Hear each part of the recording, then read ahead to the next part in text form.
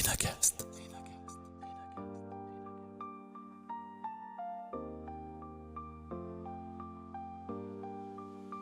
Il y a zéro stock, il y a zéro logistique, donc il y a pas de risque financier. Il y a que du gain. Justement, tu fais plein de missions, tu acceptes toutes les semaines, tous les mois, tous les ans. Tu as plein de nouvelles choses, et tu finis dans le mur, en vérité. Tu finis épuisé, tu finis en burn-out. Je me dis, mais j'hallucine, ça y est, le moment est arrivé. Le moment que je redoutais tant vient d'arriver. J'ai été remplacée par l'IA. Et si un simple déclic pouvait changer toute votre vie? Bienvenue sur Renacast, le podcast qui explore ce moment clé où tout bascule, où l'envie de créer prend le dessus sur la peur de l'inconnu. Ici, des entrepreneurs, des audacieux, des visionnaires partagent avec vous leur histoire, leurs doutes, leurs succès, et surtout ce qui les a poussés à tout quitter pour entreprendre. Une idée qui vous trotte en tête, un projet que vous n'osez pas lancer, chaque épisode est là pour vous inspirer et peut-être déclencher votre propre déclic. Abonnez-vous dès maintenant sur votre application de podcast préférée et embarquez avec nous dans l'aventure. On vend souvent le mythe de l'entrepreneur qui plaque tout du jour au lendemain sur un simple coup de tête.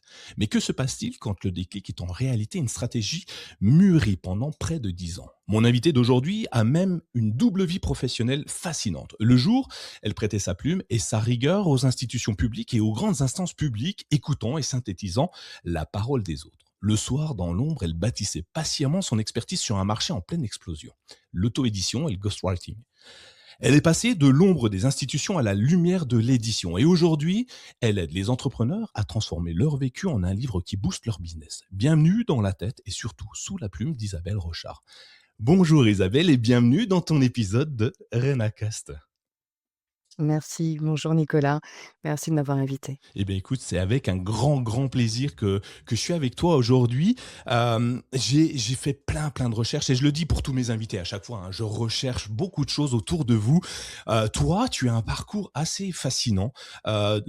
Tu officies dans l'ombre. Alors je l'avais déjà dit avec Adeline Cointe, une RP de qualité qui officie dans ma région.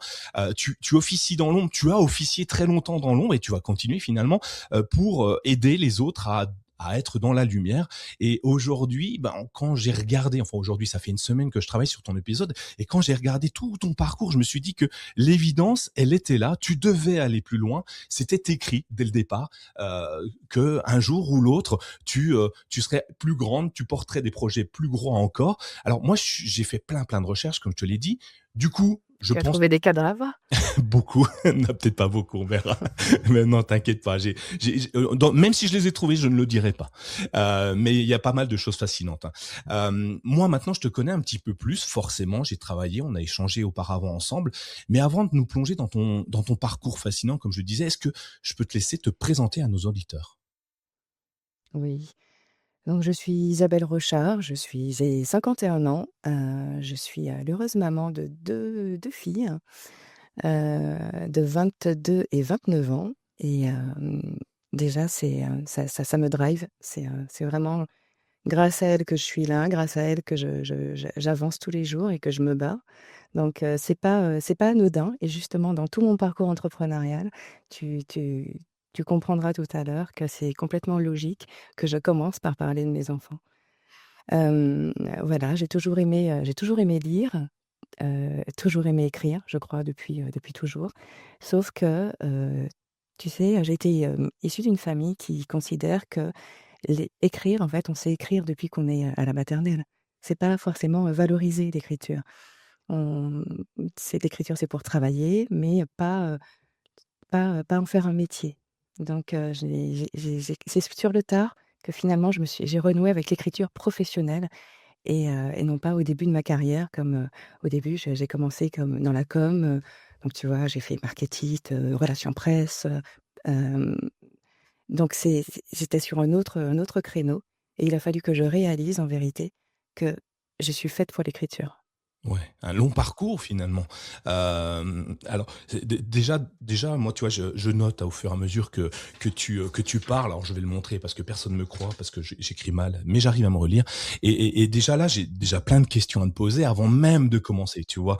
La l'écriture, ce n'est pas valorisé. Alors pourtant l'écriture depuis toujours, c'est ce qui permet de passer un savoir, de créer une continuité, d'une génération à une autre. Les Égyptiens écrivaient, les hommes de Cro-Magnon écrivaient à leur manière sur les murs, ont laissé des traces de leur passage sur Terre. L'écriture, c'est peut-être la seule chose, alors on a peut-être le cinéma maintenant, des choses comme ça, mais depuis la nuit des temps, j'allais dire, qui fait que on laisse une trace de nous, de notre savoir, notre pensée, notre être profond, tu vois, qui on est réellement. On peut le poser sur un papier et du coup, comment on ne peut ne pas valoriser l'écriture?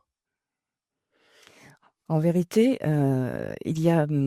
tu sais, il y a quelque chose dans la tête des gens, c'est que, l'écriture, c'est réservé, aux auteurs maudits, tu vois? Qui sont dans la pauvreté. En général, c'est bien quand un auteur est pauvre, dépressif et encore mieux s'il est mort. Heu, c'est c'est comme ça qu'on devient un grand auteur. Hem, donc tu vois, on associe souvent l'écriture non pas à quelque chose qui fait gagner sa vie et je trouve que c'est vraiment ces dernières années où il y a eu un boost, tu vois, avec cet esprit des ghostwriters justement, de valoriser ou même on voit bien sur LinkedIn et autres, aujourd'hui, on utilise le copywriting, on utilise, des techniques d'écriture, mais jusque en gros, je pense jusqu'à 2015, en vérité 2010, tu vois, on valorisait pas vraiment l'écriture. Alors on va dire oui, évidemment les journalistes, ou autres, mais en tout cas dans mon circuit, dans mon cercle, c'était pas ça. Donc j'écrivais, dans mon antichambre. J'écrivais toute seule, je mettais dans les tiroirs, je ne faisais rien avec parce que je ne suis pas un auteur maudit. Donc Malheureusement. voilà. OK. Et je suis pas dépressive. Oh, ça peut s'arranger. Si vraiment il faut pour devenir célèbre, on peut trouver une solution. Mais non, alors on va revenir un petit peu, en arrière. Allez, on pointe, évidemment dans ton enfance, visiblement l'écriture c'est pas ce qu'on valorise, c'est pas ce qu'on apprécie. On veut que tu ailles, sur un vrai métier. Alors j'ai eu le même problème. Moi, j'étais dans l'informatique. Pour mes parents, l'informatique, ce n'est que du vent, tu vois. C'est à l'époque, j'ai le même âge que toi. À l'époque, l'informatique, c'était les prémices. Quelqu'un qui était dans l'informatique, il était un peu fou dans son garage, au fond d'une grotte avec des lunettes et une barbe pour les hommes. Et on n'en pouvait pas en faire un métier, c'était pas possible. Et j'ai fait comme toi, j'étais dans le noir à démonter mes ordinateurs, à monter mes et aujourd'hui, on le voit, l'évolution a bien grandi. L'informatique est devenue le centre du monde. Les géants sont plus les géants d'aujourd'hui ne sont plus les géants d'hier. Et dans l'écriture, c'est la même chose. Je pense que l'informatique a poussé également à l'écriture. On a je crois, j'ai pas de source à vous citer là, mais on n'a jamais autant lu depuis que Internet existe. Alors c'est pas des livres papier, mais on n'a jamais autant écrit du coup. Et justement, tu vois, autant l'écriture n'était pas forcément valorisée, en revanche, la lecture l'était énormément. Ok. C'est dans ma famille, voilà, c'est un des piliers et pour le coup, j'ai été scolarisée et ça aussi, c'est une anecdote en vérité qui m'a construite. J'ai été scolarisée dans une école, heu, donc dès mes 10 ans, hem, qui, où nous avions l'obligation de lire un livre par semaine. Oh. Fiche de lecture à l'appui tous les vendredis. Ah oui, dur. Je te parle d'un temps où il n'y a donc pas internet, Ouais. il n'y a pas de profil littéraire, il n'y a rien. Il faut lire le livre, il y a pas d'autre choix. Ok. Éventuellement demander à un ami: «Tu as lu le livre?» parce que là, heu, là, les houes de Hurlevent, voilà, tu vois? Je comprends. Donc nous et évidemment, ce sont que des livres de littérature, hein, on ne pouvait pas prendre une BD non plus. Hmm. Donc toutes les semaines et pendant les vacances, c'était 2 livres par semaine et ce, jusqu'à mon bac de français. Ah ouais. Donc tout mon circuit, tout mon cursus, je l'ai fait avec cette rigueur de littérature, d'analyse qui fait que, ben, je finis mon mon bac de français avec 20 à l'oral, 20 à l'écrit, Bravo. mon bac de philo avec 20, voilà. C'est parce que en fait, j'ai été cadrée depuis le départ à savoir écrire, à savoir structurer, à savoir analyser un texte Et ça, je remercie finalement, mes parents et cette école qui m'a permis de premièrement d'apprendre à synthétiser, deuxièmement d'apprendre à lire très vite. Et aujourd'hui, c'est un super pouvoir, hein, je te le garantis, vu la tonne de manuscrits que je dois analyser. Ouais. Bah, justement, tiens, 2 questions. J'adore ce que tu dis. Moi, je lis très lentement, mais alors très, très lentement. J'ai parfois j'ai fini le dernier mot de la page. Je remonte au début parce qu'en fait, bah, j'ai déjà oublié ce qui se passait au-dessus. Mon cerveau est fait ainsi, et je travaille contre lui, mais il est avec moi, donc je suis obligé de faire avec. Comment tu synthétises un texte? Est-ce qu'il y a un tips, une astuce pour, bah, les étudiants ou les chercheurs, enfin tous ceux qui ont besoin d'amasser une information, une grosse quantité d'informations. Comment tu arrives à synthétiser? Est-ce qu'il y a un petit truc que tu pourrais me donner pour me faciliter la vie au quotidien? Mmh.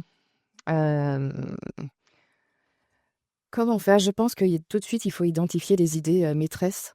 Tu vois? Il y a tout un peu, tu sais, comme dans le marketing, là, on dit, les piliers de communication. Ouais. Tu vois? Ah ben, je pense que c'est ça. Il y a des piliers, et en gros, un texte, est construit en plusieurs parties et donc essayer d'identifier la structure, où est-ce que l'auteur nous emmène du point en général, il y a toujours le voyage du héros, que ce soit pour des livres de fiction que des livres de non-fiction. Il y a toujours une transformation, quelque chose. On apprend quelque chose et c'est ce que j'aime d'ailleurs dans les livres, c'est qu'on en retient toujours, de la matière, de la substance pour évoluer. C'est pas, alors certes, le roman, c'est peut-être plus pour s'évader, Mmh. mais c'est toujours pour apprendre. Moi, j'ai appris à travers les livres énormément. J'apprends, même aujourd'hui, tu vois, je continue à lire, un roman par semaine, mais un livre de non-fiction par semaine.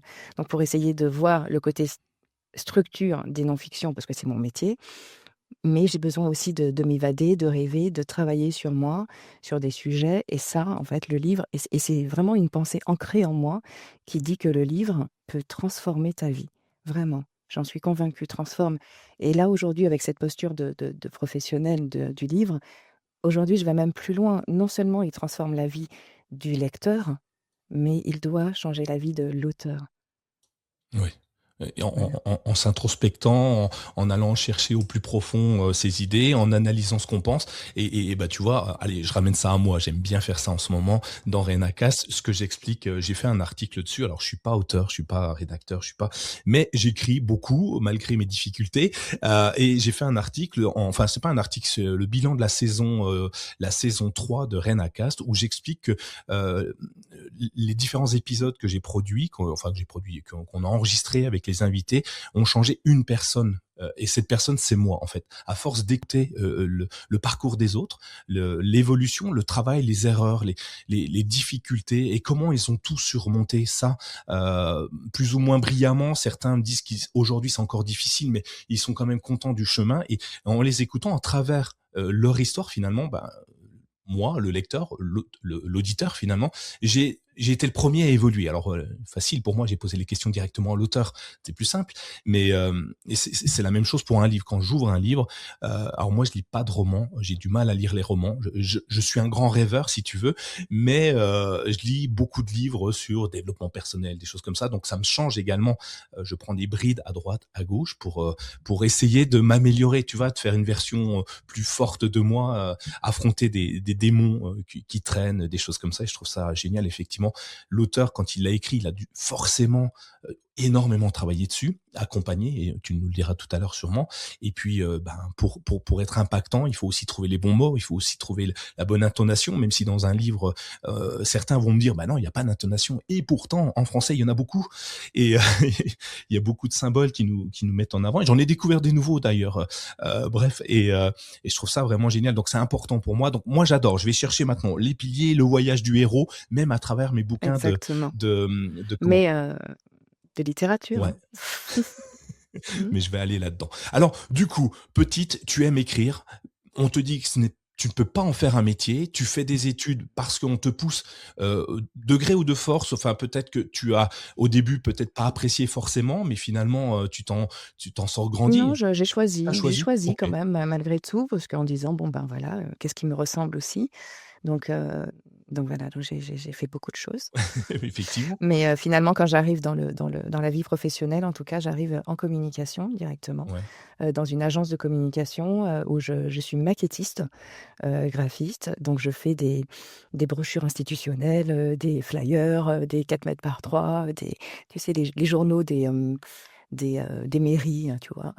OK, je vois ça. Donc je commence comme ça, après petit à petit, tu vois, j'ai évolué vraiment et c'est ce qui est génial en vérité. C'est que tu vois, dans la communication, ben, moi là, j'ai commencé par l'image, mais après c'était le message, donc en communication, plus globale. Puis après, tu vois, le marketing, puis les relations presse. Donc toi, c'est hyper intéressant tout ça et ça fait une vision à 360 degrés pour juste savoir communiquer. Tous les médias pour pouvoir communiquer correctement, Ouais. aussi bien à l'oral qu'à l'écrit. Ah oui, et hyper intéressant ton chemin. On a Mmh. l'impression là que marche après marche, tu construis ton avenir. Exactement. Le On m'a beaucoup reproché justement de m'être éparpillée. Ça, oh, c'est, tout mon entourage dira ça. Là, je pense que même quand tu as fait tes recherches, tu as dû te rendre compte de mon profil. Donc, j'aime faire beaucoup de choses et je ne me censure jamais.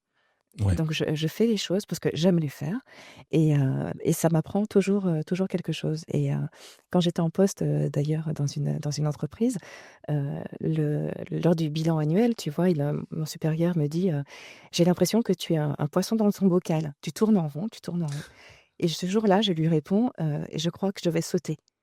Je vais sauter de l'aquarium». C'était une façon de lui dire: «Je vais démissionner, j'en peux plus en fait.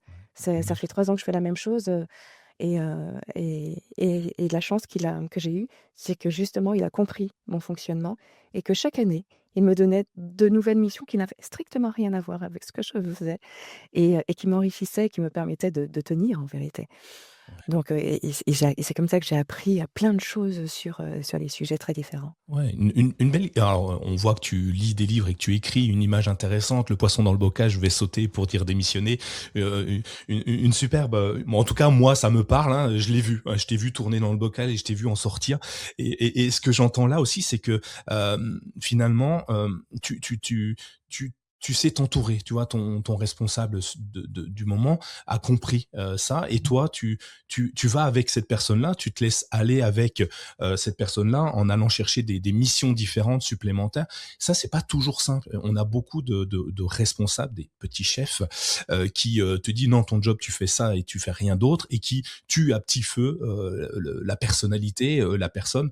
Et certains restent, certains s'en vont. Quand ils s'en vont, c'est que, ben, comme tu le dis, à un moment, ben, tu tournes en rond et tu ne t'épanouis plus. Et là, en l'occurrence, ben, il a essayé avec ses moyens à lui, de continuer à travailler avec toi parce que ben, tu devais lui plaire au niveau professionnel, parce qu'en fait on s'investit pas dans une personne si finalement on sait que on peut pas aller bien loin ou qu'on n'a pas d'affinité plus particulière avec ça, si on peut pas travailler différemment ou mieux ou aller se faire construire encore plus. Et ça, c'est hyper intéressant d'avoir Mais une je pense personne. qu'il a tout intérêt d'ailleurs à me garder puisque je suis un vrai couteau suisse. Donc tu vois, quel employeur ne serait pas ravi, que je fasse, plein de missions différentes?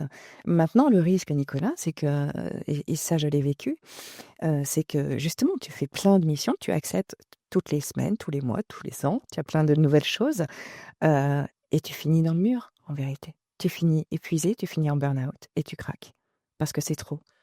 Mais tu t'en rends pas compte parce que tu adores ça. Tu y vas, tu y vas, tu y vas jusqu'au jour où un matin tu te lèves pas. Hmm. Voilà. Effectivement. C'est une phrase qu'on m'a dit à plusieurs reprises hein, sur Renacast. C'est je me donne à fond dans mon métier, j'adore ce que je fais, et on en abuse un peu aussi. Bon, on tire, bah ça marche, tant que ça marche, continue. Tant que je gagne, je joue, et jusqu'au jour où ben il faut penser à soi. Il faut savoir dire non. C'est pas facile de savoir dire non d'ailleurs. Moi, je l'ai appris à mes Oh dépens, hein, que comme oui. beaucoup de monde. Hein. Et j'essaye de l'inculquer à ceux qui sont autour de moi. Quand je leur demande un truc, je fais si ça ne te convient pas, si tu te sens pas aujourd'hui assez fort ou à la hauteur, ou que c'est pas avec ce que ton action du jour ou du moment, hésite pas à me dire non. C'est pas grave. On le fera plus tard ou je le ferai autrement avec quelqu'un d'autre. Et c'est pas pour autant que d'un seul coup tu deviens mauvais. C'est qu'à un moment, oui, on a tous nos limites, et en l'occurrence, quand tu arrives à les connaître, c'est génial déjà.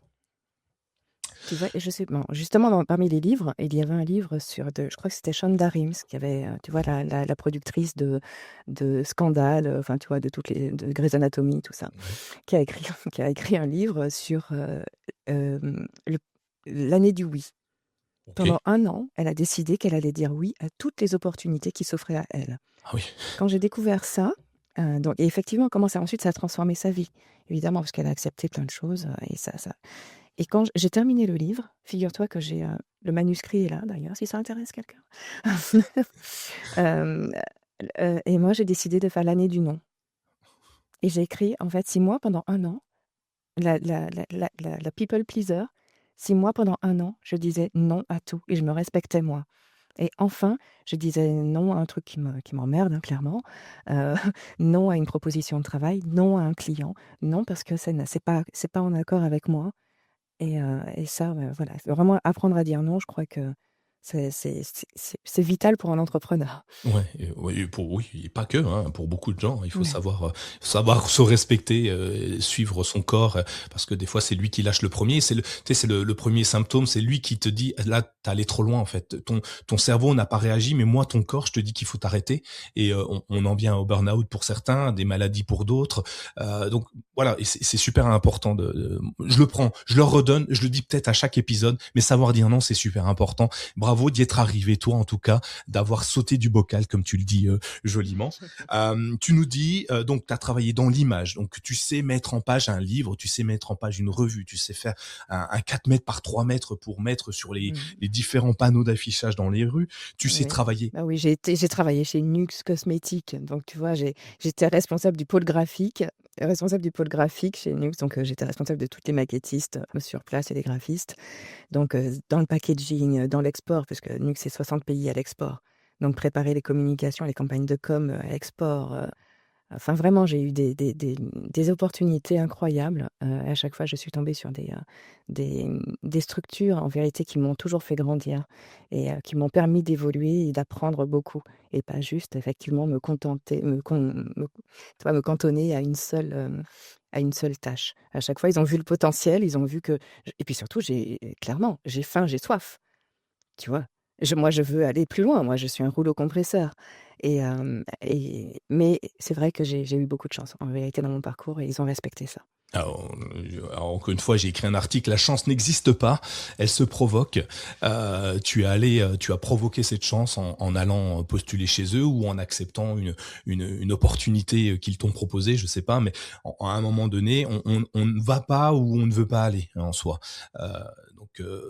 On peut avoir tous le même parcours, enfin la même début de vie, et pourtant on va pas faire les mêmes choses. Et d'ailleurs, on le voit, je suis sûr qu'il y a des gens qui ont aimé écrire étant petit ou petite dans leur chambre, sur leur journal intime, et qui finalement ne sont pas auteurs aujourd'hui, et qui ne sont plus du tout dans le même domaine d'activité. Toi, tu as continué, tu as progressé, c'est un beau Alors fil oui, directeur. alors tu vois la chance aussi enfin la chance que j'ai eue, c'est que je sais pas, non mais pendant Louise, tu sens la pente glissante là? J'ai vu. Ce burn-out justement, clairement j'étais au fond du trou, hein. Mmh. Je vais pas le cacher. Moi j'étais dans une spirale atroce. Tu vois, je venais de perdre mon père, en plein divorce, ça va pas au boulot, enfin, la totale. En fait, j'arrive plus du tout à gérer, je suis au fond du trou, je me lève pas et donc je vais voir le médecin du travail, heu, ce qui m'emmène ensuite, tu vois, la séquence, tu vas voir le psy, tout ça. J'arrive et il me dit: «Qu'est-ce que vous faites comme métier?» Et moi, tu vois, j'essaye d'être, globale, je dis: «Bah, je suis chargée de com, quoi» Ouais. et et il me dit, surtout c'est ce que je faisais à l'époque vraiment. Je suis chargée de com et il me dit, «Non, non, je vous demande pas votre fonction. Je vous demande de mettre en verde sur vos actions quotidiennes» et là, en vérité, je lui dis: «Eh ben, écoutez, j'écris des communiqués de presse, j'écris des articles, j'écris des rapports d'activité, j'écris des brochures, j'ai» et il me dit: «En fait, vous écrivez?» Et ça m'a fait le vraiment la révélation. Ouais. Je n'avais pas réalisé que depuis des années, avant même d'apprendre, de découvrir l'édition, en fait, j'écrivais déjà professionnellement. Mais toujours pareil, c'est pas un métier, c'est normal dans tes fonctions. Ouais. Effectivement, hein, c'est intéressant finalement, cette chance comme tu le dis, Mmh. c'est d'avoir poussé trop loin le curseur, d'avoir craqué et Exactement. d'avoir une personne qui a su t'écouter. En même temps, c'est son métier, C'est il le fait voilà, bien en plus. Du coup, puisque, oui. il met il met un nom, un verbe en l'occurrence, sur qui tu es profondément et l'écriture, ben, Mmh. il te la donne en fait, il te la met dans les mains, il te dit: Exactement. «Bah, tiens». Il m'a donné l'autorisation. C'est ça. L'autorisation de dire: «Bah, OK, finalement, je crois que je vais bifurquer, je vais arrêter et je vais je vais trouver ma solution pour vivre de l'écriture». Je te garantis que c'est un challenge, hein. Eh ben justement, c'est bien. C'est je veux vivre de l'écriture. Non, pas moi, mais je suis sûr qu'il y a plein de monde qui veulent vivre de l'écriture parce que une fois qu'ils auront écouté ton épisode, je suis sûr que tu auras des contacts autour de ça qui te diront comment on fait. Alors, ok, maintenant tu sais, tu veux écrire. Ça y est, c'est fait, c'est écrit, c'est noté, c'est gravé dans le marbre. Mais comment on bascule? Parce que tu travailles, enfin, tu as un CDI, enfin, des difficultés, tu as, un emploi.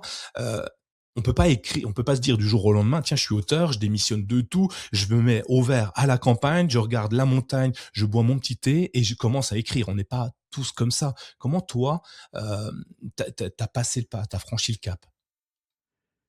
Alors, moi, j'ai eu besoin de sécuriser. Je pense que je suis pas la seule, hein, Effectivement. entrepreneur.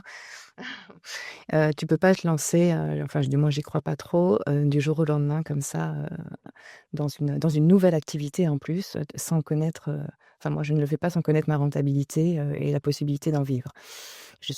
Comme je te le disais, je suis maman, particularité, je suis maman solo, de 2 enfants. À cette époque, ma fille aînée est en école de commerce. Donc voilà, c'est pas 100 € la sco 100 € par an la scolarité, hein. Mmh. Tu rajoutes quelques zéros, donc il faut, trouver la solution. Donc et c'est vrai qu'au début, moi, j'ai fait un tuilage, hein. J'ai gardé au début, mon CDI, tout en travaillant, en rédaction. J'ai commencé en fait, tout de suite à commencer en rédaction et tu sais, on est à l'ère de l'inbound marketing. Heu, on est en 2015. C'est, l'avènement de l'inbound marketing. Toutes les entreprises veulent un livre blanc Effectivement.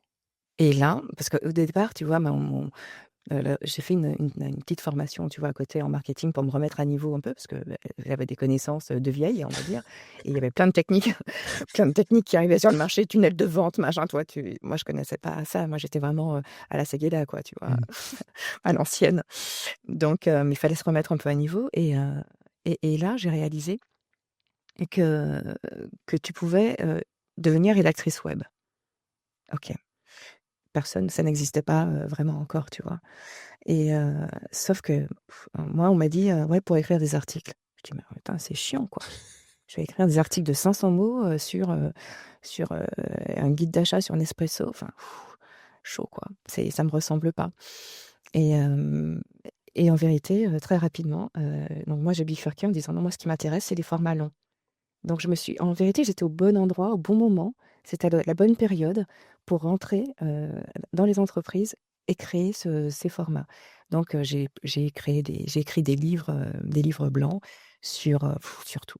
La fiscalité, l'immobilier, le management, les RH, j'ai tout fait, je crois. Donc de même, les entrepreneurs, les thérapeutes, du moins se lançaient aussi, tu vois? Et c'était, les méthodes maigrir grâce à l'hypnose, la enfin bon bref, toutes les méthodes pour maigrir, je crois que je les ai écrites. Mais c'est bien parce que ça nous permet d'apprendre plein de choses, d'avoir une culture générale de dingue, clairement. Et voilà et donc j'ai fait ce tuilage en gardant, au début, mon CDI et hem et en commençant à écrire. Puis, rapidement, en vérité, je ne pouvais plus parce que je craquais tout simplement aussi, donc j'ai arrêté mon CDI, Ouais. mais heu, pendant 10 ans, on va dire quasiment, en vérité, jusqu'à il y a pas très longtemps, j'ai toujours eu 2 activités freelance, voire 3 même, en même temps. En fait, il me fallait tu vois une autre quelque chose pour sécuriser mes finances, sécuriser ma vie, pour ne pas me retrouver, sous les ponts avec mes enfants, quoi. Donc j'ai fait plein de choses. Alors en même temps que j'ai fait de la rédaction, donc de livres d'entreprise, Donc en même temps, si tu as fouillé, je pense que tu as dû découvrir Ubicus. Effectivement. Voilà. Donc Ubicus, pour ceux qui ne connaissent pas, c'est une société de prestation de services, qui a un contrat avec les institutions, politiques, notamment avec, le Sénat, l'Assemblée nationale et les ministères. Et heu donc j'ai postulé, pour être freelance, auprès d'eux et donc faire des synthèses, des débats. Donc tu assistes aux auditions, heu et tu dois, qui durent des heures et des heures et des heures et des heures et tu dois en faire, voilà, 20 pages, 10 pages ou 3 pages. Enfin voilà, donc tu dois résumer, être attentive et c'est ouais. Dur, un métier très compliqué, je pense. Moi, je pourrais pas, hein. C'était extrêmement mais en vérité, encore une fois, je les remercie Mmh. parce que c'est l'école de la rigueur. Tu as, ton niveau de langage, évidemment, doit être plus qu'à la hauteur quand tu écris un rapport au Sénat. Hem, c'est, hem, Tu dois être, évidemment attentif à la parole des autres, parce que tu te retrouves avec, les sénateurs, qui évidemment, il faut pas, travestir leurs propos, tu penses bien. Il faut pas te planter, en milliards. C'est et éventuellement essaye de pas parce que c'est ce qui va rester. Bien Ce sûr, ouais. que tu vas produire, c'est la preuve de ce qui s'est passé, en huis clos, entre les sénateurs, parce que c'est pas forcément, les quand on parle d'audition de ces types-là, en tout cas, là où on m'a mise, c'est pas, c'est pas celles qui sont, retransmises à la télé. Ce sont les sujets sensibles. Heu, donc où il y a, des commissions d'enquête, tu vois? Des choses comme ça. Ouais. Donc c'est, des personnes du gouvernement qui viennent s'exprimer, se justifier ou des entreprises, très connues, qui voilà, qui sont sollicitées sur un sujet, qui doivent s'exprimer devant, messieurs les sénateurs. Voilà Et et pareil aussi, on le voit maintenant, elles oui, sont pardon. diffusées en direct, sur, certains réseaux, les commissions Oui, d'enquête, on entend parler tout à beaucoup, fait. il y a eu l'Arcom et compagnie, tu sais, pour les chaînes Exactement, télé. C'était exactement, là que tu étais, tu étais dans un coin en train de noter tout ce qui se disait? exactement. Et Donc tu dois effectivement connaître. Tu ne connais pas le sujet, c'est ça qui est très compliqué parce ouais, que en plus, moi, j'étais beaucoup sur les affaires militaires, OK. donc c'était, la santé, en plein covid, c'était génial. Je te Parfait. Voilà, tout ce que j'ai entendu, on ne dira rien puisqu'évidemment et justement et c'est quand je disais école de la rigueur, c'est le niveau de langage, c'est la compréhension des sujets extrêmement complexes, le pouvoir de synthétiser la pensée, Mmh. encore une fois, tu vois? Donc merci l'école primaire, collège, lycée. Le pouvoir de pouvoir synthétiser, la pensée de l'autre, la rendre surtout digérable parce qu'ils disent des choses, extrêmement complexes et il faut rendre le rapport, plus simple, en fait. Simplifier la pensée, comprendre le fil, l'objet, c'est c'est c'est un peu comme je dis souvent ça, les entrepreneurs, ils ont plein d'idées dans la tête et pour faire un livre, c'est compliqué parce qu'il y a beaucoup de matière, mais il faut en faire quelque chose, un tunnel, tu vois? Pour arriver à faire quelque chose de digérable et surtout ensuite, la confidentialité évidemment. Ah oui, évidemment. Et Donc ouais. clairement, moi, j'en écoute certains de débats, enfin, je sais pas comment ça s'appelle, oui, des débats, enfin, c'est pas des débats, des explications.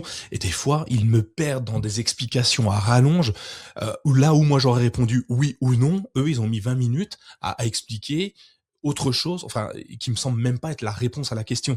Alors toi qui es dedans, tu dois synthétiser, ça doit être hyper complexe, mais en même temps génial. Tu augmentes ton niveau de langage, comme tu le dis, tu apprends des nouveaux mots que tu n'utilisais pas, tu les mets dans des contextes. Ça sert énormément à l'écriture également, puisque il y a un dicton que j'aime bien, on est la moyenne des personnes que nous fréquentons. Bah là, en l'occurrence, tu fréquentes des personnes avec un niveau de langage parfois très élevés, très très experts sur leur domaine. Et toi, du coup, bah, tu t'en nourris. Tu nourris Exactement. ton esprit et ta plume en même temps, du coup, puisque tu pas le Oui. choix. C'est Oui, génial. je pense que c'est ça. J'ai musclé ma plume, avec, ce type d'expérience. Après évidemment, ça reste une écriture très institutionnelle. On Ouais. n'écrit pas de la même façon pour une entreprise, évidemment que où on sera peut-être plus en copywriting et autres que, en institutionnel.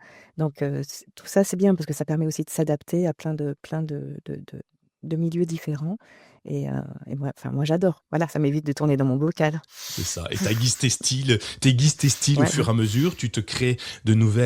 de nouvelles opportunités. Alors, du coup, c'est bien. Est-ce qu'on De a même besoin... avec, de même avec, excuse-moi, je te coupe, hein, Oui, puisque je parlais des différents styles d'écriture. Il y a aussi l'écriture journalistique. oui, Tu vois? Moi, j'ai travaillé à la Nouvelle République, donc pour pour écrire pour écrire, justement, des articles, de tout ce qui se passait, d'aller sur le terrain, enfin, c'était génial. Tout ça, ce sont ouais, des choses, qui de d'autres façons, en fait, pour vivre de l'écriture, tu vois? Je réalise qu'il y a plein de solutions. Il y a pas que, là, aujourd'hui, on a l'impression que c'est que les rédactrices web et autres qui peuvent ou, tu vois? Ou les ghostwriters ou les copywriters, mais en fait, non, il y a plein de choses. Tu peux mmh. être, au Sénat, tu peux, red enfin, être journaliste, dans des médias, enfin, voilà. Ouais, effectivement. Bah, l'écriture, c'est partout, hein. Et on peut en faire un métier, visiblement. On peut en gagner sa vie un peu, hein. Et on Peut-être. peut gagner sa vie. Ouais, et on peut gagner sa Et on vie. peut payer des écoles privées des enfants après. C'est génial, comme quoi, hein, les mentalités changent et la société évolue également. Donc du coup, tu fais Mmh. tout ça en même temps. T'as En as un même temps. t'as un CDI, enfin, t'as quelque chose qui te consolide, qui te Non, j'ai sécurise, pas de non? Ça y est, CDI. tu as plus, tu es en Je n'ai pas freelance? de CDI, non. Oui, oui, je suis en freelance sur toutes les activités OK. et C'est c'est justement ça, c'est pouvoir multiplier. Moi, j'ai multiplié les activités freelance pour sécuriser. Tu Ouais, vois? C'est comme si, finalement, il y a certains ont un CDI pendant très longtemps en même temps et cetera. Moi, j'ai fait, c'était ma solution à moi. ouais. Donc tu cherches des contrats. Alors, tu vas aller chercher ou ils te tombent dessus au bout d'un moment, parce que tu te fais un nom, dans différents endroits? Enfin, tu signes avec Ubicus, comme tu disais, mais Non, Ubicus, ça, c'est moi qui vais chercher. c'est toi qui vas Je tombe chercher? sur une annonce, ouais, OK. je tombe sur une annonce, et après il faut passer, des tests et des tests et des tests, hein, Je veux bien te croire. d'écriture, de ouais, c'est voilà, pour, et ensuite en fonction de tes résultats, soit tu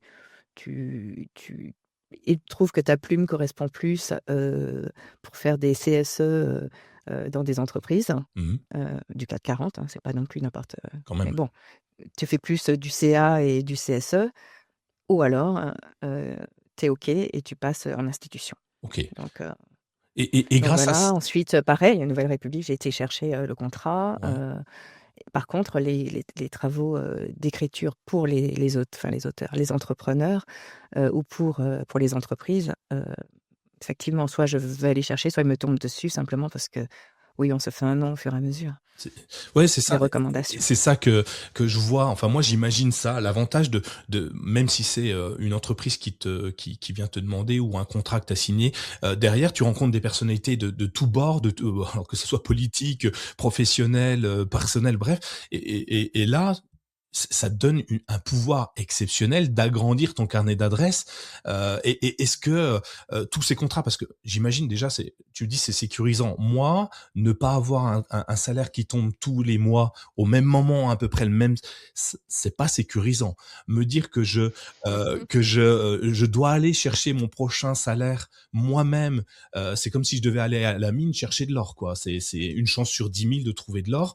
Moi, c'est pas sécurisant. Toi, tu dis, je cumule tout ça parce que ça me sécurise. Comment ça peut te sécuriser? Et est-ce que tu l'as, enfin, pour toi, ça semble normal, mais pas pour moi.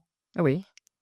Alors là, je ne saurais pas te répondre. Je crois que c'est, peut-être que c'est en moi, que c'est la confiance, confiance en la vie, confiance en mes compétences. J'ai peut-être pas de doute en me disant: «De toute façon, je trouverai quelque chose.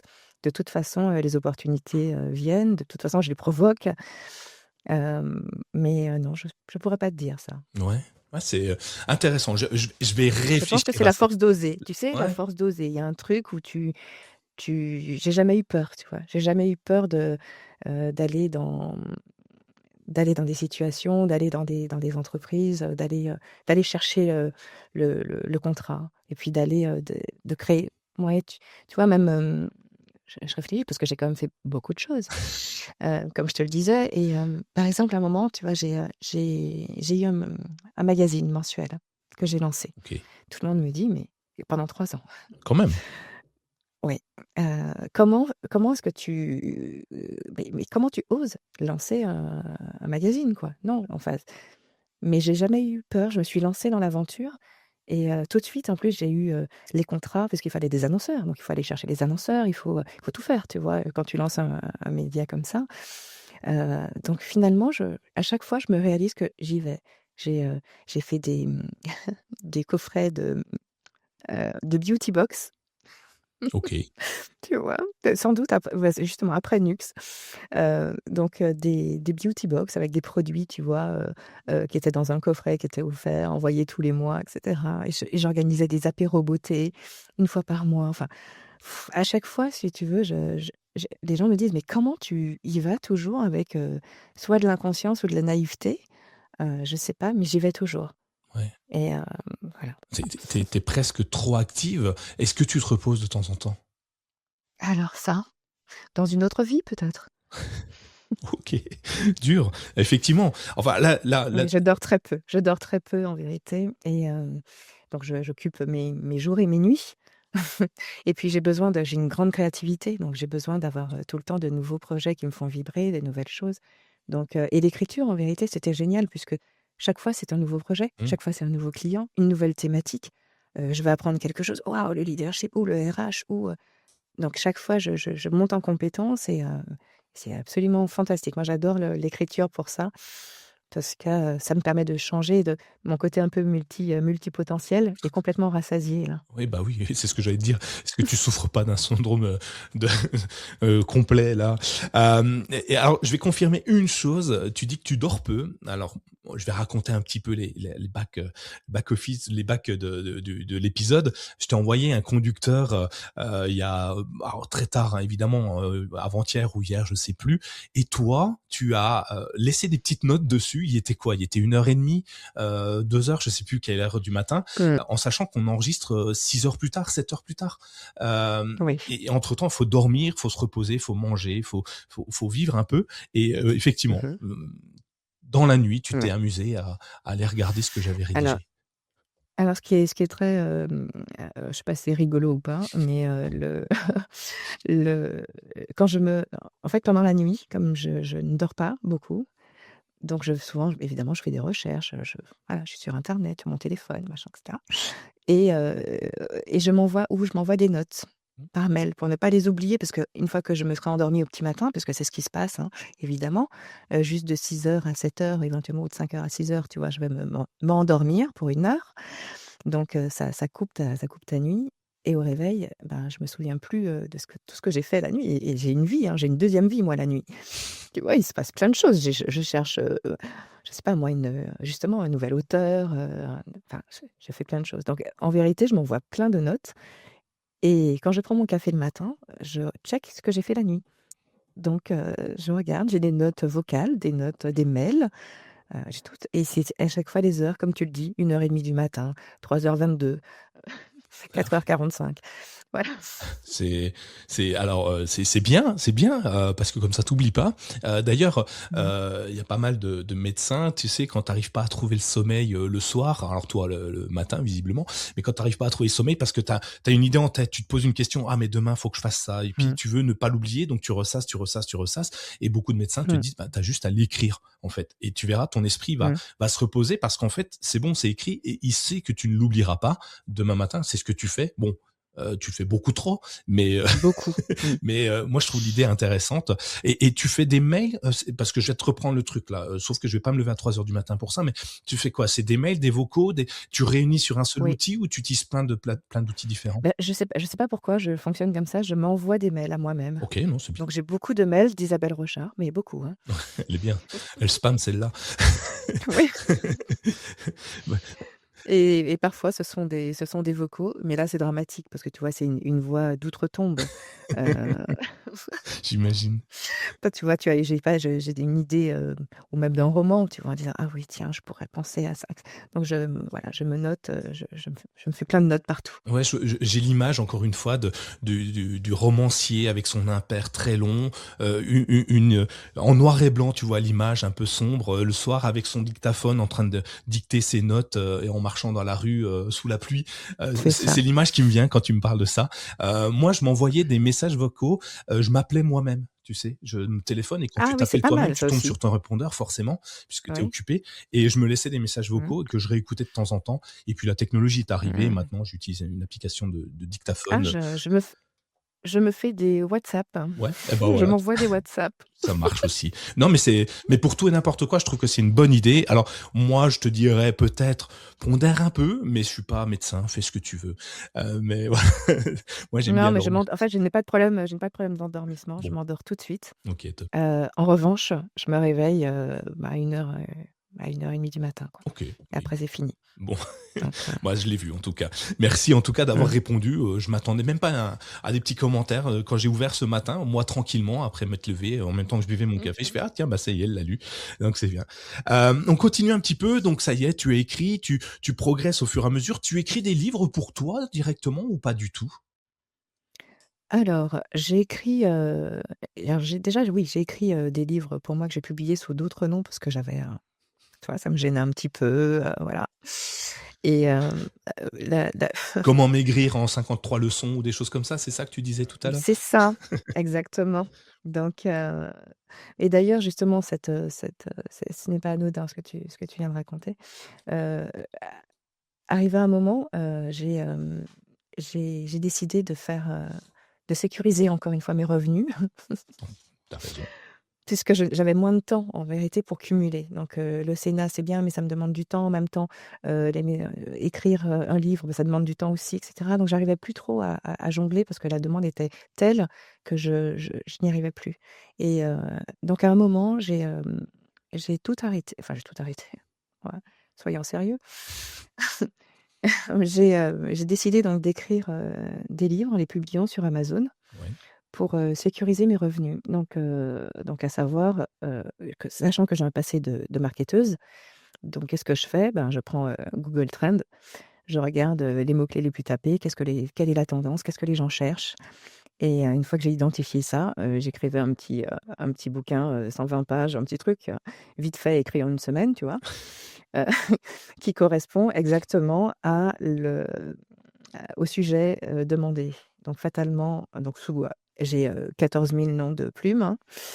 Heu, donc Amazon permet ça heureusement, de me masquer et donc ça m'a permis de créer des produits, qui correspondent. Surtout que j'avais analysé déjà tellement de choses. J'ai écrit, sur la PNL, l'EFT, enfin j'écris déjà pour les entrepreneurs sur toutes sortes de sujets.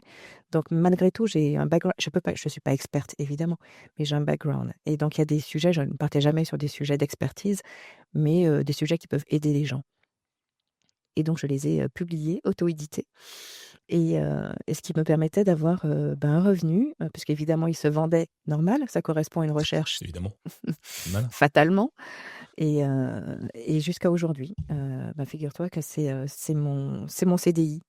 Oui, Tous c'est les génial. mois, le 29 et ce qui est génial, c'est Amazon, c'est la régularité. Donc absolument tous les mois, le 29 du mois, je reçois, mes revenus, mes redevances d'Amazon C'est ouf. et ça me fait mon CDI, ma sécurité. Mais c'est Donc du coup, j'ai pu arrêter la Nouvelle République, j'ai pu arrêter le Sénat et vraiment, donner plus d'amplitude encore et pouvoir répondre à toutes les demandes, en écriture. et du coup, grâce à ça, tu peux, reprendre l'idée de ton livre, L'année du non, c'est plus facile de le faire maintenant. Exactement, Juste oui. Je peux dire non parce que je sais qu'il y a un petit matelas quand même qui me permet de ne pas, être sous les ponts. ouais. Alors je retiens une chose, enfin 2, 3, enfin plein. On peut s'auto-éditer. Donc du coup, pas besoin de maison d'édition quand on a une idée de projet, de livre, de BD ou enfin peu importe. Mmh. Donc tu utilises Amazon KDP, c'est ça, pour C'est ça, t'auto-éditer? oui. Hyper simple, vous trouverez sur les réseaux, enfin c'est quand même plutôt facile à Alors, je réalise que souvent les personnes pensent qu'Amazon, c'est uniquement les e-books. Donc il faut savoir qu'Amazon, voilà, Amazon a 2 parties. Il y a effectivement les e-books, disponibles sur le Kindle et cetera, mais surtout il y a les livres, l'impression à la demande. Exactement. Donc mais finalement Nicolas, tu sais, peu de personnes, le savent. Souvent oui, j'ai découvert ça. Pour moi, c'était tellement évident parce que je suis dedans, mais non. Donc donc je réalise que oui, donc il y a ces brochets que tu peux, faire et donc du coup les gens, les clients commandent le livre et le reçoivent directement, 2 jours après, 3 jours après, à leur domicile. Donc il y a 0 stock, il y a zéro logistique, donc il y a pas de risque financier. Il y a que du gain. tu récupères 60% du montant du livre. Donc, c'est hyper intéressant. C'est hyper intéressant financièrement. Une fois que tu as compris, en revanche, comment fonctionne le SEO d'Amazon, parce qu'il y a un SEO comme Google, que ça reste des algos. Il faut travailler l'algo. Parce que c'est pas le tout de mettre un livre, il faut travailler le marketing. Il faut, tu vois, il y a donc pareil, j'ai 1 milliard de comptes de comptes Instagram, machin, qui correspondent à toutes mes conneries que je crée. Donc, tu vois? Donc ça fait une puisqu'il faut ensuite, un petit tips pour tes auditeurs, tu vois? Quand on met un livre, sur Amazon, ce que je recommande vivement, c'est de faire de la pub sur Meta. Et pas forcément un gros budget, mais tu vois, tu fais de la pub sur Meta, donc Insta et Facebook, et en ramenant les clients donc vers Amazon.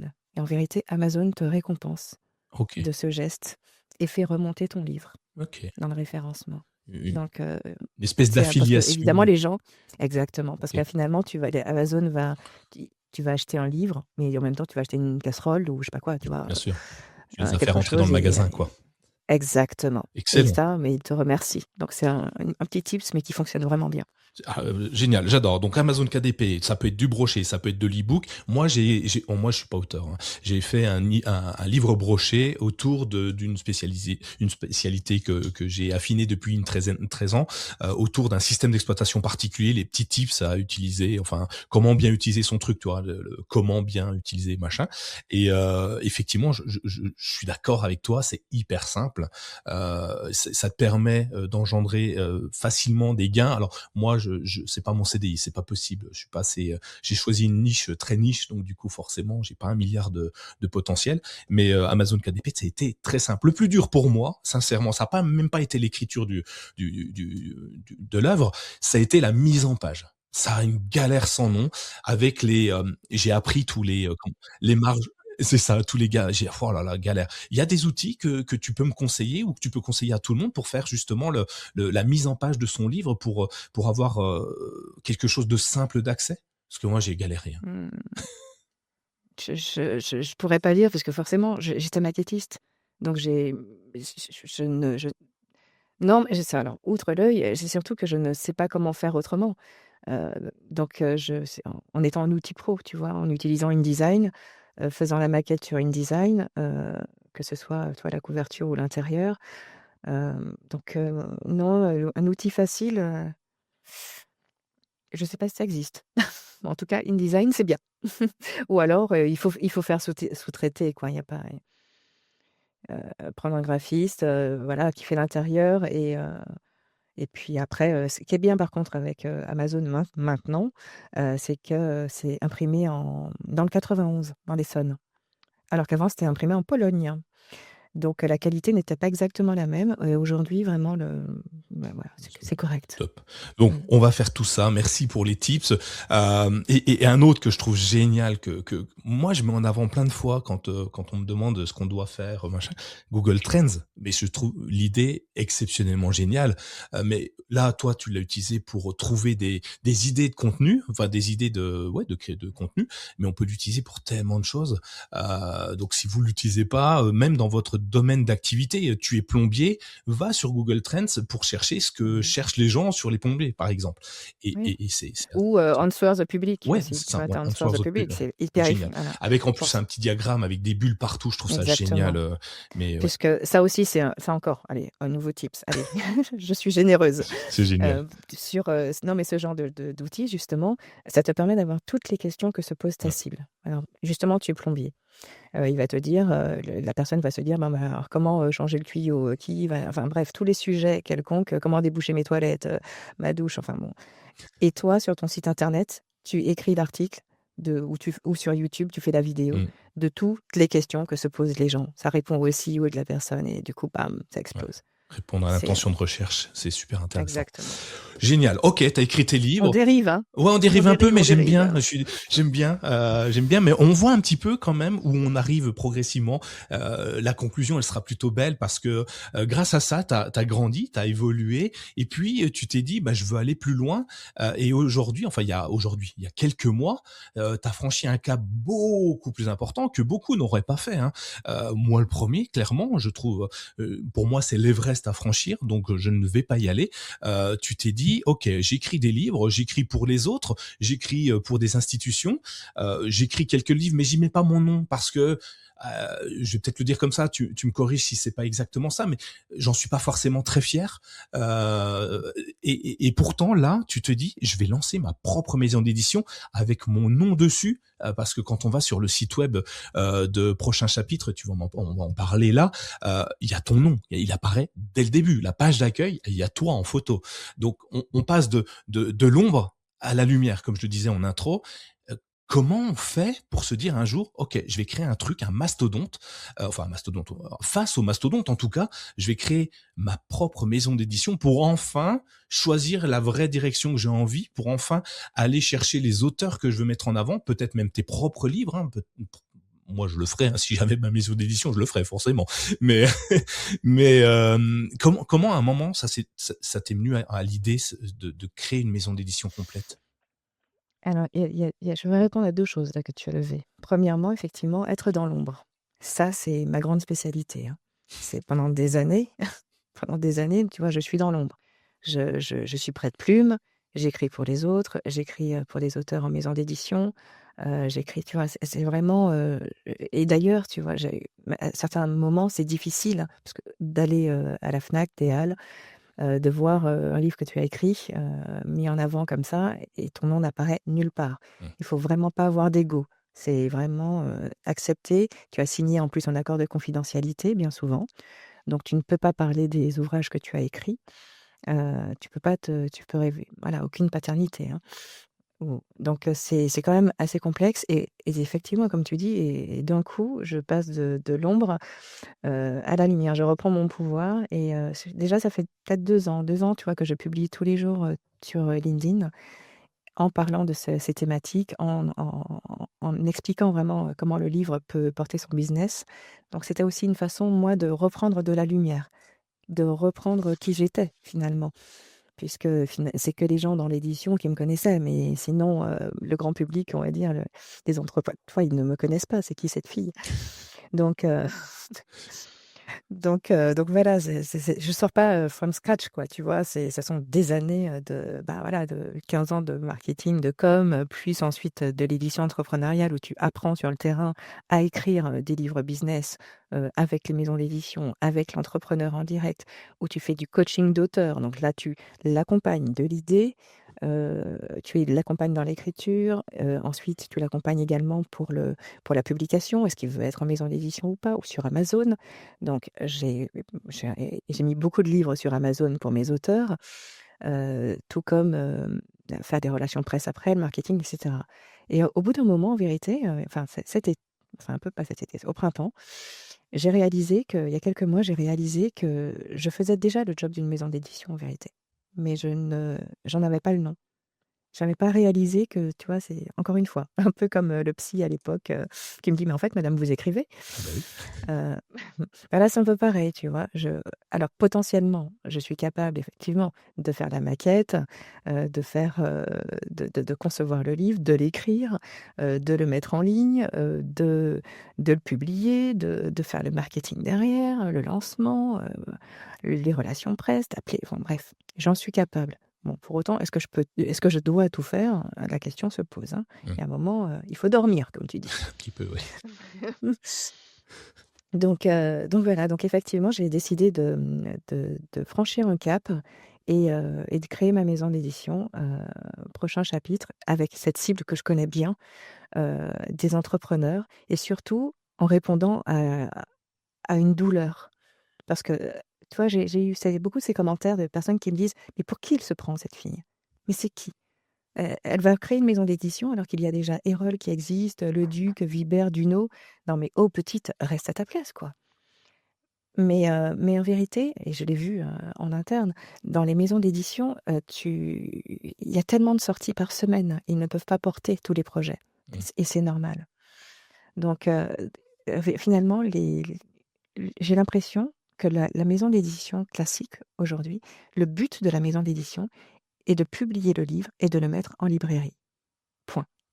Moi, mon but, c'est une fois qu'il est publié, c'est là qu'on commence à travailler. je reviens sur ce qu'on a dit au début. Je t'ai dit, il faut que ça transforme le lecteur, mais il faut que ça transforme la carrière de l'auteur. Donc il faut lui offrir des opportunités. Il faut qu'il y ait de la conférence, il faut qu'il y ait de la visibilité, il faut qu'il puisse devenir speaker en entreprise. Et tout ça, tu vois, ce pôle marketing et ce pôle conférence, je l'ai intégré dans la maison d'édition pour que l'auteur soit accompagné du début. Simplement, il a l'idée, mais il ne sait pas trop quel projet porter pour valoriser son business, Mmh. à jusqu'à la fin, jusqu'au marketing. Et ça, en vérité, ça fait défaut dans les maisons d'édition. Ou du moins, ça se fait, enfin, quand je dis ça fait défaut, c'est juste pour les relations presse, parce qu'ils font pas tellement plus. Ils font les relations presse, mais pour certains auteurs, parce qu'ils jugent effectivement qu'il y aura un bon retour sur investissement et autres. Alors que là, je porte tous mes auteurs. Je les accompagne tous. Et d'ailleurs, tu vois, c'était important pour moi de créer une maison, tu vois. J'ai mes auteurs, quand ils viennent, je leur dis bienvenue dans la famille. Tu vois, je materne beaucoup, OK. j'accompagne beaucoup. Je suis nourricière, j'ai un profil nourricier. Donc, tu vois, j'accompagne les auteurs et c'est ça la plus-value de la maison et c'est ça qui fait qu'elle a une raison d'exister. Ouais. Et d'ailleurs, j'ai lu quelque part, je sais plus où, que tu avais mis beaucoup de temps à trouver le nom de la maison d'édition. Euh, Ne m'en parle pas. eh ben si, je vais t'en parler. Alors du coup, tu l'as mûri, tu l'as construit, tu l'as réfléchi, tu l'as torturé dans tous les sens. Aujourd'hui, bah maintenant il est sorti. Mmh. Tu l'as déposé à la À à l'INPI. la NPI. Merci, j'ai perdu le terme. Et est-ce que tu peux nous en parler un peu? Comment on construit un nom? Comment on l'imagine et finalement on le pose à un moment donné en disant ce sera celui-là, pas un autre. Mmh. Alors j'ai mis 3 mois, 3 mois à trouver le nom. Hem Et c'était très frustrant parce que j'avais besoin de d'enregistrer ma société, de Mmh. créer la société et tout, mais pour créer la société, il faut un nom. Donc le serpent se mord la queue. Impossible de créer la société, impossible de pouvoir démarcher les diffuseurs en librairie, le projet, les auteurs, de créer un site internet. Je peux rien faire Bah oui. puisque j'ai pas le nom. Et je me suis même demandé si c'était pas mon cerveau qui me protégeait en disant: «Non mais tu tu vas pas trouver de nom, comme ça tu ne vas pas créer ta société». Mais ça, c'est mal me connaître. Parce qu'effectivement, chaque fois que je trouvais un nom, il était déjà pris, il était déjà enregistré. J'ai voulu Level Up, j'ai voulu Maestria. euh, Tu vois, il y a plein de choses comme ça. À chaque fois, je voulais en plus des noms courts. Tu vois, comme tous. Quand on entend Hérol, le duc, Vubert, c'est rapide, C'est rapide. c'est court. Voilà, donc je voulais ça. Et alors que moi, prochain chapitre, ça fait quand même 4 syllabes, 2 mots, c'est beaucoup. Et puis d'ailleurs, quand j'ai dit ça, j'ai un ami qui me dit oui, ben, les éditions La Martinière. On est bon. Albin Michel. Albin Michel, ça fait aussi 4 syllabes. Donc il faut bon, arrêter. Mais c'est vrai que prochain chapitre, pour le coup, c'est vraiment le prochain chapitre de sa carrière. C'était savoir en fait qu'est-ce qui va nous arriver après, puisque je veux des livres transformateurs, des livres transform donc le prochain chapitre de la vie de mon lecteur, qu'est-ce qu'il va apprendre à faire? Qu'est-ce qu'il va, il va aller mieux, il va mieux travailler au quotidien, il va mieux vivre au quotidien. Donc ce sera le prochain chapitre de sa vie, où il va peut-être créer une nouvelle activité ou et cetera. Et surtout le prochain chapitre de la carrière de mon auteur. Qu'est-ce qu'il va devenir? Puisqu'aujourd'hui, il est un expert, demain, il sera une référence grâce au livre. Ouais, OK. Beaucoup de signification dans 2 mots, 4 syllabes. Oui. Par Heu, contre, c'est contraignant parce que finalement, il y a premier chapitre, je n'avais pas fait attention, mais des gens confondent, parce que ce n'est pas encore assez connu évidemment. oui, Donc aujourd'hui, on dit prochain chapitre, des personnes me disent: «Oui, mais j'ai pas trouvé, 1er chapitre». Bah, c'est normal, c'est pas premier chapitre, c'est prochain. c'est le prochain qu'il faut prendre, c'est pas le premier. Le premier Voilà, il est déjà donc dépassé. bon. Mais après, il y avait premier chapitre, il y avait dernier chapitre, il y a Ouais. enfin bon, il y a tout, hein. Il y a un moment, tout existe, on peut pas réinventer la roue et par chance, prochain chapitre était disponible, donc autant te dire que je me suis engouffrée tout de suite et ça résonnait avec ma cible, ça résonnait avec moi, donc go, quoi. Ouais, alors, je vais pondérer, le nom. Pour moi, un nom n'a pas d'importance. Je sais, c'est à contre-courant, je sais que tout le monde est différent de moi. Pour moi, ça n'a aucun. C'est le succès qui fait le nom et c'est pas le nom qui fait le succès. Tu peux avoir le plus beau nom du monde, la plus belle image derrière ce nom. Si ça ne marche pas, c'est pas le nom qui fait que ça marchera. Je donne toujours un exemple. Qui aurait cru il y a 20 ans que acheter une pomme, ça allait être coté en bourse, l'une des plus grosses cotations boursières mondiales. Personne. Mmh. T'appelles pas ta boîte pomme si tu vends pas des pommes. Eh ben, il y en a Je un suis qui l'a d'accord fait. avec toi. Tu vois, Mmh. et pourtant aujourd'hui, ça a une signification de réussite, de quelque chose de très luxueux, classieux, enfin bref, tout ce que ça peut encadrer.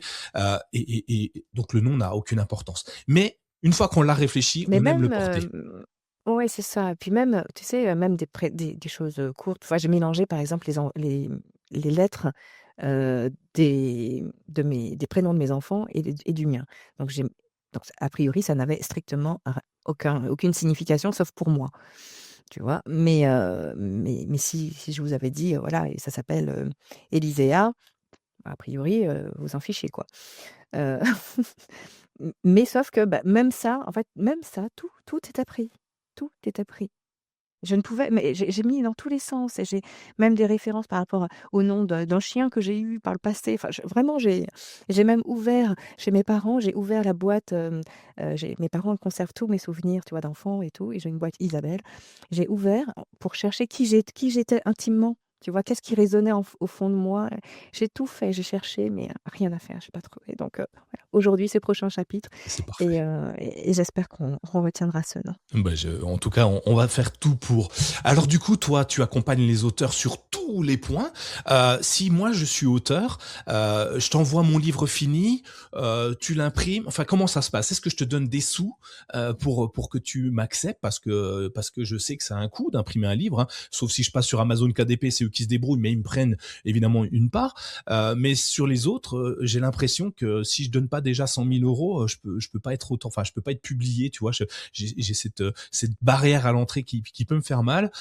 Et puis après, je me dis, ok, tu les accompagnes. Est-ce que je dois te payer pour aller faire des rencontres publiques, des salons de lecture, ou comment ça se passe pour toi? Enfin, comment tu l'as imaginé en tout cas? OK. En France, en gros, il y a 2 modèles, hein, d'édition.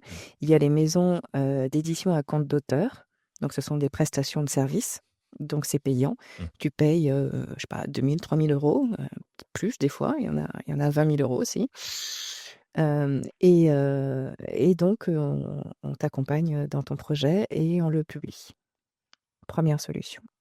J'étais pas à l'aise avec, c'est pas ce que j'ai envie de porter. Donc j'ai décidé de créer une maison d'édition à compte d'éditeur.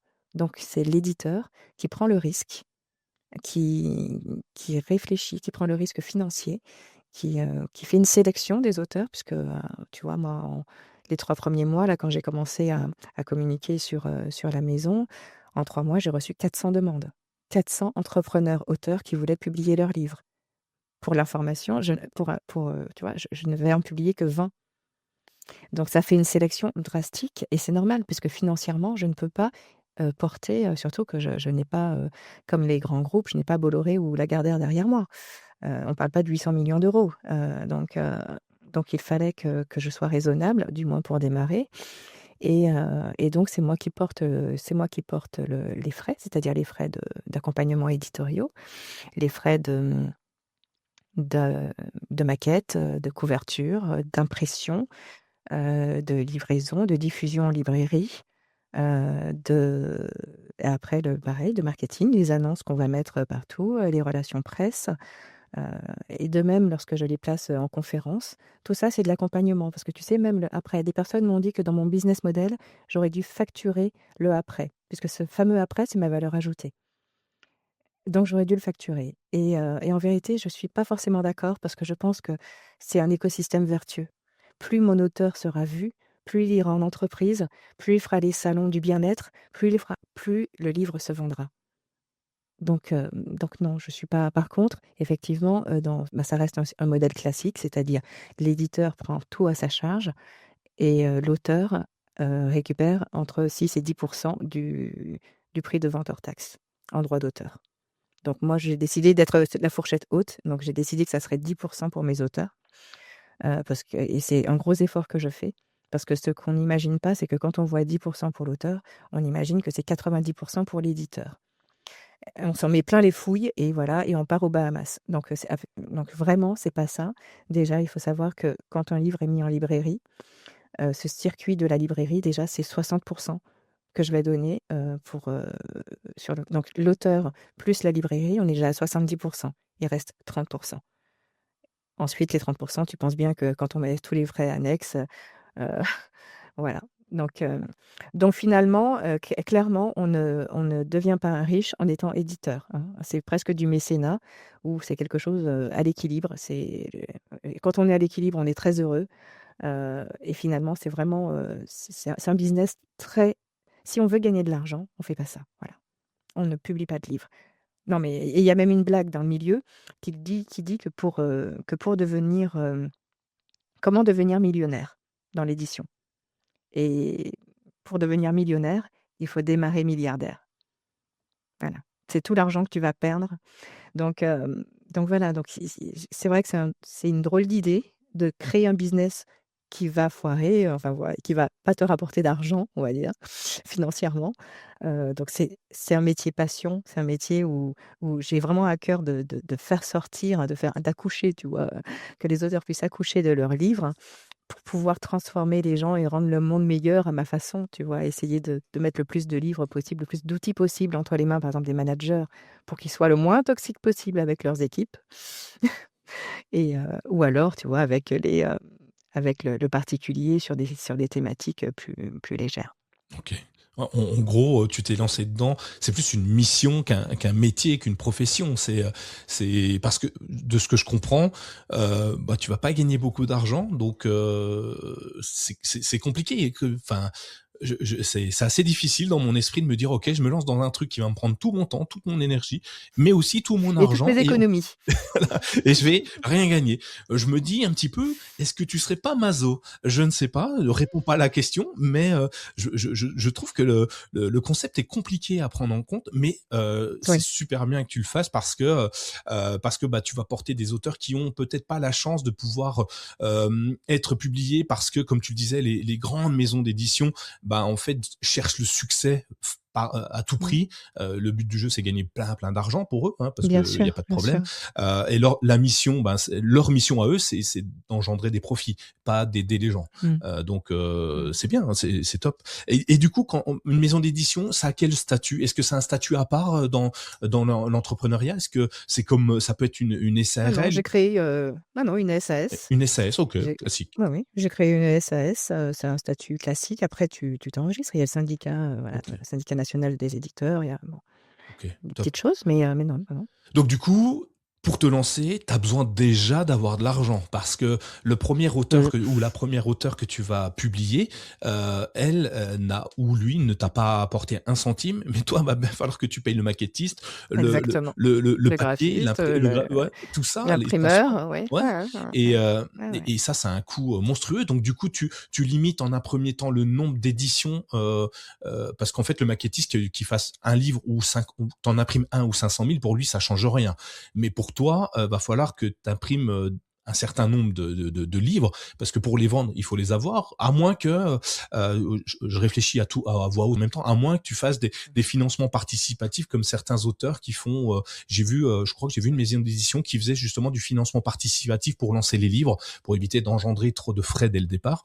Enfin, toi, tu donnes de l'argent ou tu vas essayer d'en avoir un petit peu avant de lancer le premier livre? Non, je vais lancer, juste avant, le lancement, on va dire, les premiers auteurs, sortent en mars. Je ne sais pas quand l'émission sera diffusée, mais sortent en mars 2026. Il y aura effectivement un financement participatif en janvier-février. Pas tant pour, les auteurs, mais enfin, tu vois, c'est vraiment c'est qui veut s'impliquer dans ce projet, et ensuite il y aura le système de précommande en effet sur les auteurs, qui voulez-vous recevoir, soit par la poste, soit présent à la soirée de lancement, soit on pourra récupérer les livres à la soirée de lancement. Donc heu, donc voilà, mais en effet ça prend toutes, les économies puisqu'ils ne versent rien, et voilà. Donc je continue, et c'est pour ça que c'est jour et nuit, c'est parce que finalement je suis obligée, encore une fois, n'oublions pas ma sécurité, je suis obligée donc de continuer, mes travaux de plume. Donc je continue à écrire pour les entrepreneurs, heu, qui sont pas publiés chez moi, hein, évidemment, c'est rien à voir. Donc je continue ces travaux, je sais pas pendant combien d'années encore je pourrais tout faire, c'est-à-dire faire à la fois, les RP, les mach et pour d'autres, les RP pour ma propre maison, la plume pour d'autres et en plus gérer une maison d'édition, 20 auteurs chaque année et cetera. Je pense qu'à un moment, il y aura des limites et que, il va falloir, sous-traiter des parties, davantage encore de parties. Là, aujourd'hui, il y a une équipe quand même, il y a déjà des prestataires autour de moi, heu, donc je même si je sais faire la maquette, je ne ferai pas la maquette, tu vois? Par exemple, donc il y a une maquettiste, enfin, il y a 2 maquettistes graphistes, une personne en relations presse, une personne en marketing. J'ai 2 personnes en accompagnement éditorial, une correctrice. Enfin voilà, je suis pas seule évidemment. Pareil pour la conférence, j'ai un partenariat avec Marie Lerestreux, donc Boîte en scène, pour, justement l'accompagnement, le coaching d'auteurs pour qu'ils deviennent conférenciers. Où et là, son boîte en scène, c'est à la fois du coaching, de conférenciers et une agence de placement Mmh. de conférenciers. Donc d'où l'intérêt aussi que j'ai noué ce partenariat, avec elle et avec, d'autres pour pouvoir, placer les auteurs au mieux, dans le circuit. Ouais, tu crées une synergie avec les autres activités, et tu te libères du temps Exactement. grâce à ça. Et j'ai une dernière question parce que ça me pose plein de questions, mais je pourrais rester 300 heures avec ça. Hem, est-ce que, quand tu choisis un auteur, parce qu'en fait, du coup, tu es obligé de faire un choix. Tu es obligé, à un moment donné, de te dire, «Bah, je vais pas tous les prendre. J'ai eu 400, scripts, il faut que j'en prenne 20», tu m'as dit. Et ton choix, lui, il est encore plus important une grosse maison d'édition déjà établie, parce qu'en fait, tu mets ton énergie, ton argent. Si ça ne se vend Mmh. pas, c'est hyper Mmh. dangereux pour toi. Comment tu fais pour Oui. te dire: «Celui-ci, j'y crois, j'y vais, je me lance à 100% dedans»? Mmh. Alors là, tu vois, j'ai appris, on en parlait tout à l'heure, l'histoire de j'ai appris à dire non, ah ben, il a fallu, hein. Parce qu'au début, bah, j'ai eu du mal. J'ai eu du mal puisque tous les projets petite nuance Nicolas, les auteurs, ils n'envoient pas forcément un manuscrit. Ils peuvent juste venir avec une idée. Ils ont une expertise, ils ont envie d'écrire un livre, ils ont peut-être des fois écrit le plan ou pas du tout. Ils sont pas obligés d'avoir écrit un manuscrit. C'est pas comme dans les romans. Les romans, effectivement, on reçoit le manuscrit et on juge sur, l'intrigue, et cetera. Nous, on n'a pas ça. C'est différent en non-fiction. Donc les 400, c'est pas forcément 400 manuscrits, c'est 400 personnes qui m'ont contacté et qui avaient un projet. Alors certains avaient un manuscrit déjà fini, mais pas tout. Concernant les critères, évidemment, j'ai dû établir une grille d'évaluation, heu, pour, heu, pour savoir en vérité quel point mettre en avant. Donc parce que même si la personne n'a pas évidemment, j'aimerais qu'elle ait une communauté de 500 K, sur, Instagram, évidemment! Mais, ce n'est pas le cas, ce n'est pas le cas. Donc il fallait effectivement voir au moins est-ce que la personne déjà se met en avant, a envie de level up justement, de passer un cap, de monter de est-ce qu'elle veut juste rester experte ou est-ce qu'elle veut monter? Donc est-ce qu'elle va se mettre en avant? Est-ce qu'elle va faire des conférences? Est-ce qu'elle est OK pour, passer dans un podcast? Est-ce que voilà, tout ça, cette mise en lumière, donc déjà il y avait ça, la volonté de transmettre, comment elle veut transmettre, l'expertise, la légitimité sur le sujet. J'ai un cas en tête, heu, quelqu'un qui, on va dire, un auteur qui vend des patates. Je prends l'exemple, hein, qui vend des patates et qui décide d'écrire un livre sur les carottes. Je lui dis: «Mais je ne comprends pas, tu n'as aucune légitimité en carottes, puisque tu vends des patates». Et il me dit: «Oui, mais tu sais, depuis 20 ans, j'adore les carottes». En fait, je m'en fous, parce que comment est-ce que tu veux que je vende, derrière ta prestation, que je décroche le téléphone pour un journaliste en disant: «Tu sais, c'est la référence en patates», enfin, sachant que non, c'est pas son métier. Donc ça aussi, il faut vraiment, il faut pas de dissonance. Il faut que le parcours soit cohérent. Effectivement, ça fait quelques années que tu es expert, que quand je tape ton nom sur Google, à minima, ton nom remonte. voilà, il faut que c'est quand même utile. Ce sont pas forcément des personnes en CDI, ce sont souvent des entrepreneurs que je prends, des experts. Heu, donc il y a tout ça, en fait, que je prends en compte et puis ensuite, même quand la grille d'évaluation est verte, tout est OK, il a une super communauté, il a tout ce que tu veux, bah, en fait, il reste le feeling. Parce que c'est pendant des années, on va travailler ensemble. Ouais. Donc si je le ressens pas, c'est compliqué aussi de de travailler avec quelqu'un comme ça. Ouais, et puis tu joues à chaque fois, gros, tu fais all-in à chaque Bien fois, sûr, sur une personne et bien je sûr. comprends totalement, donc en gros, je suis expert dans mon domaine, je veux devenir la référence, je vends des patates et je vais Tu parler de as patates, je peux t'appeler. Tu veux parler de patates, oui, tu as une thématique aussi un peu bankable, quoi, tu vois? Un peu intéressante, dans l'air du temps, voilà. Mais par exemple, tu vois, je vois, quelqu'un qui veut écrire un livre sur le yoga. Parce que voilà, ça a été ça, on m'a donné un manuscrit entier, hein, sur le yoga. Mais c'est un sujet vu et revu. Donc si tu n'amènes pas de nouveautés, si tu n'amènes pas un angle différenciant sur le sujet, ce n'est pas la peine. Si tu n'as aucune singularité, c'est pour me parler de l'histoire du yoga, tu ne seras pas publié.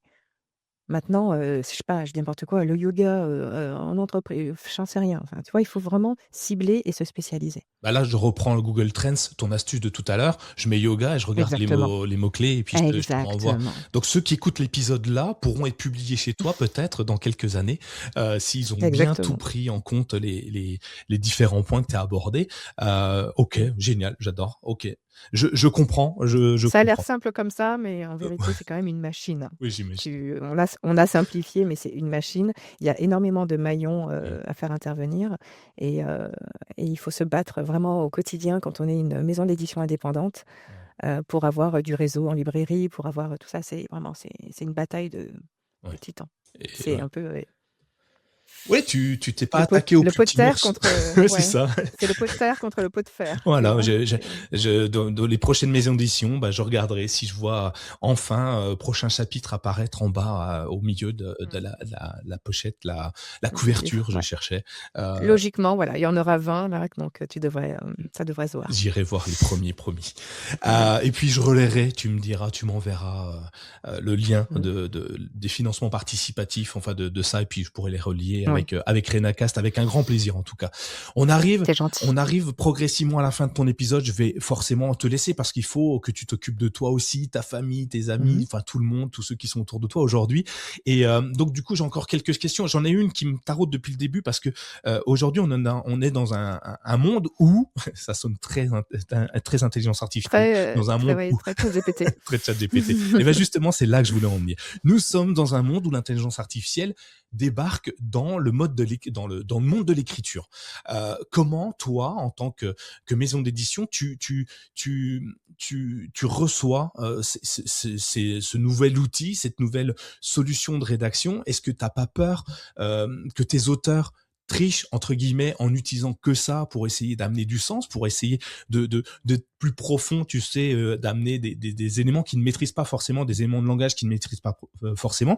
Est-ce que tu as un moyen de détecter la fraude? Est-ce que tu as un moyen de détecter la non-fraude, justement, le fait que ça soit humain et pas... et est-ce que c'est grave finalement s'ils écrivent avec ça et qu'ils viennent te voir quand même? Parce que pour moi, l'intelligence artificielle, c'est un outil. Un marteau, Mmh. tout seul, ne sait pas clouer un clou, et même un marteau dans les mauvaises mains, le même clou, ben, je peux peut-être le mettre de travers. Comment, en tant que maison d'édition, on accepte, on travaille avec ça? Alors utiliser l'IA, pour, s'aider, se challenger, construire un plan, tout ça, moi je suis OK, tu vois? Puisque ça permet d'aller plus loin peut-être dans sa pensée, dans la construction, du plan et autres. Dans la rédaction en revanche, pour l'instant, on est bien d'accord qu'il y a encore pas mal de lacunes. C'est ça se c'est ça se sent. Alors, la petite histoire, c'est que, pendant mes années d'accompagnement d'auteur, j'ai été confrontée à cela. Donc, où il fallait, des j'ai peut-être j'ai dû faire 4 missions de personnes qui m'ont embauchée pour humaniser leur texte ChatGPT. OK, Donc or je prends plus de temps à corriger l'IA qu'à le faire qu'à toi-même. faire un premier jet. Donc ça a été, voilà. Mais ça m'a appris en tout cas à détecter. J'ai presque pas besoin d'outils en vérité. à détecter les tournures, les mots récurrents, tout ce qui ne va pas. Et les auteurs, pour l'instant, alors oui, il y en a certains, enfin, il y en a certains, je suis sûre que non, ça c'est évident. Il y a trop de Parce fautes. que pour le coup, ce n'est pas voilà, je Je suis comprends. désolée. Ouais, mais au moins c'est humain, tu Et vois? voilà, et d'autres, au contraire, ont été, on voit bien que ça a été poli, tu vois? Les phrases ont été un petit peu polies après. Est-ce que c'est grave? Et on va pas faire un livre full Mmh. IA, quoi. C'est pas possible. Ou, les pensées génériques sont de l'IA, ou la rédaction, c'est de l'IA, ou de la couverture, ce sera de l'IA. Enfin, arrêtons, là, c'est pas possible, non, non, non, OK. Bon. non. Mais, tu sais, j'ai failli être remplacée, hein, déjà, et fun fact, tu vois? J'avais un client qui, j'ai le temps encore? Je peux me permettre? Oui, tu as tout le temps que tu veux. Allez. J'ai un client pour qui j'ai été embauchée pour être plume, et donc nous passons énormément de temps à construire le plan, peut-être un mois et demi. C'est très, très long parce qu'il avait beaucoup d'idées, c'était très complexe, et donc j'écris chapitre 1, chapitre 2, chapitre 3, et un jour il m'appelle, il me dit, «Écoute Isabelle, finalement je vais finir, je vais uploader, ton style et je vais finir avec l'IA, ChatGPT», et il casse mon contrat. Et donc je suis en PLS dans mon canapé. Je me dis: «Mais j'hallucine, ça y est, le moment est arrivé. Le moment que je redoutais tant et vient d'arriver. J'ai été remplacée par l'IA». Donc j'ai 3 semaines un peu pénibles où vraiment je mets du temps à rebondir, et au bout d'un mois, mon téléphone sonne, je vois son nom, je suis un peu surprise. Qu'est-ce qui se passe? Et il me dit, cette phrase, il m'a dit: «J'ai perdu mon feu sacré».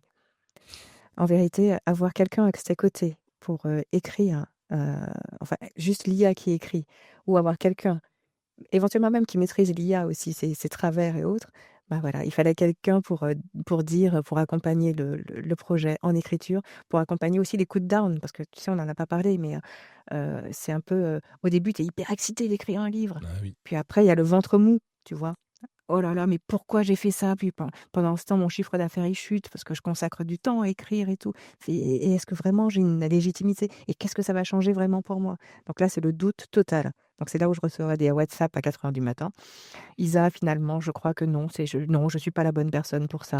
Je suis pas légitime». Alors que la personne, l'expert, vend, son accompagnement au prix d'une petite voiture, Ah tu oui, quand vois? même.